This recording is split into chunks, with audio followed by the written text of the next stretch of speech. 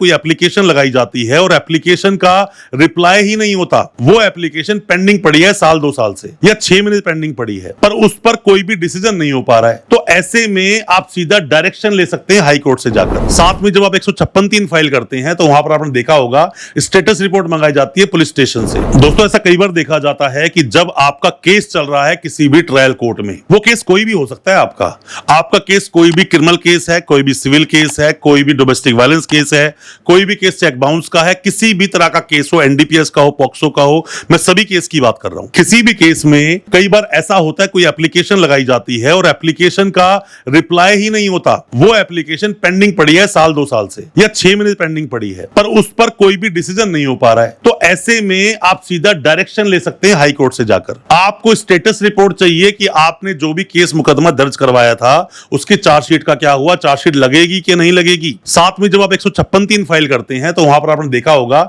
Status report मंगाई जाती है पुलिस स्टेशन से कि भाई इन्होंने कंप्लेंट दी थी, इस कंप्लेंट का क्या हुआ, एटीआर एक्शन टेकन रिपोर्ट मंगाई जाती है। तो ये सब जो एप्लीकेशंस लगाई जाती हैं, कब कब लगाई जाती हैं, क्या बेनिफिट आप इससे ले सकते हो, और भी कई तरह की बातें होती हैं दोस्तों। कभी आपका केस पेंडिंग चल रहा है तो उसमें आप कैसे उसको स्पीड अप करवाएंगे, इन सब चीजों को डिस्कस करेंगे आज अपनी इस वीडियो के माध्यम से। ज्यादा कुछ जानने के लिए दोस्तों बने रहिए हमारे इस वीडियो के साथ। आप में से कोई भी नए वकील साहब है, कोई भी लॉ स्टूडेंट है, अभी आप पर कोई भी मुकदमा चल रहा है, आपका सगा संबंधी जानकार कोई भी जेल में है या कोई भी केस ऐसा जो पेंडिंग पड़ा हुआ है, उसे स्पीड अप कैसे कराएं, इन्हीं सब के बारे में दोस्तों डिस्कस करेंगे। दोस्तों, होता क्या है कि मान लीजिए कोई भी केस आपका चल रहा है, जैसे कि आपने 56(3) लगाया, जिसको हम बोलते हैं कोर्ट से एफआईआर करवाना। तो उसमें क्या होता है, आपने पहले जाकर एक पुलिस कंप्लेंट दी, किसको दी आपने, जो भी स्टेशन हाउस ऑफिसर है, एसएचओ को। उसके बाद में उसके सीनियर ऑफिसर को जाके आपने कंप्लेंट दी, फिर भी एक्शन नहीं हुआ, महीना 2 महीने बीत गए। तो उसके बाद आप जो एक पिटीशन रेडी करते हो, अपनी कंप्लेंट रेडी करते हो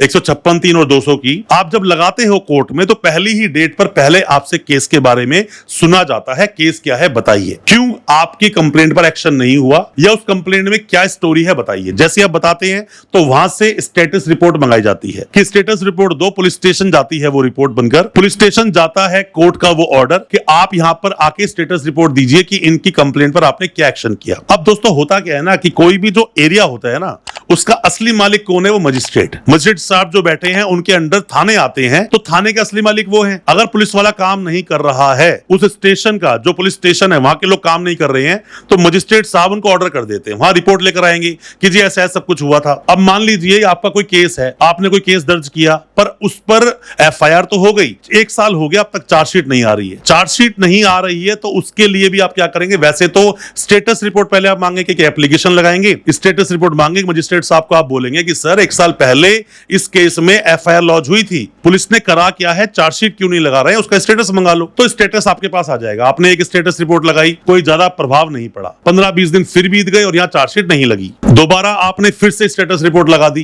कि पहले मैंने लगाया था, 15-20 दिन बीत गए, अभी भी चार्जशीट कोई अपडेट नहीं है, अब फिर भी कोई प्रॉपर रिप्लाई नहीं है, 15-20 दिन फिर बीत गए। तो बेटर है कि आप उस एप्लीकेशन को लेकर एक रिट लगा दो, रिट लगा दो हाई कोर्ट में, और उनको कहिए कि भाई मैं 2 बार स्टेटस रिपोर्ट मांग चुका हूं, अब तक कुछ नहीं हुआ। और दोस्तों मैं आपको बताऊं, जैसे ही आप हाई कोर्ट में लगाएंगे ना, हाई कोर्ट लगते ही फटाफट आईओ साहब एक ही बात बोलेंगे, क्या बोलेंगे, जी मैं चार्जशीट लगा चुका हूं, स्क्रूटनी में है। ऐसा ही होता है, मैंने कई बार ये एप्लीकेशंस लगाई हैं, और जब जब लगाई है आज तक वहां पर जाकर उस पुलिस वाले ने ये वर्ड नहीं बोला कि नहीं मुझे वक्त चाहिए। अरे वक्त चाहिए तो क्यों चाहिए, अब तक 1 साल बीत गया, अब तक तुमने क्या किया, उसकी स्टेटस रिपोर्ट तो दो। तो ऐसे में स्टेटस रिपोर्ट आपको लगानी चाहिए। कई बार कुछ छोटी छोटी एप्लीकेशंस कोर्ट में लगाई जाती हैं, कोई पेपर आपको नहीं मिला, वो पेपर आपको मंगाना है, कई बार झूठी गवाही कोई दे रहा है, उसके अगेंस्ट एप्लीकेशन लगानी होती है। तो जो छोटी छोटी एप्लीकेशंस है ना, इसका बहुत बड़ा रोल होता है किसी भी कोर्ट की प्रोसीडिंग में। आप हमेशा कोई भी केस की प्रोसीडिंग में हो, कोई भी केस लड़ रहे हो, आप पर कोई केस हुआ है और आप कोर्ट में हो और आपका कोई भी काम टाइम से नहीं हो रहा है, इवन आप मान लीजिए कि पॉक्सो का केस है। अब पॉक्सो के केस में क्या है, जो लड़की है, मतलब जो प्रोसिक्यूट्रिक्स है,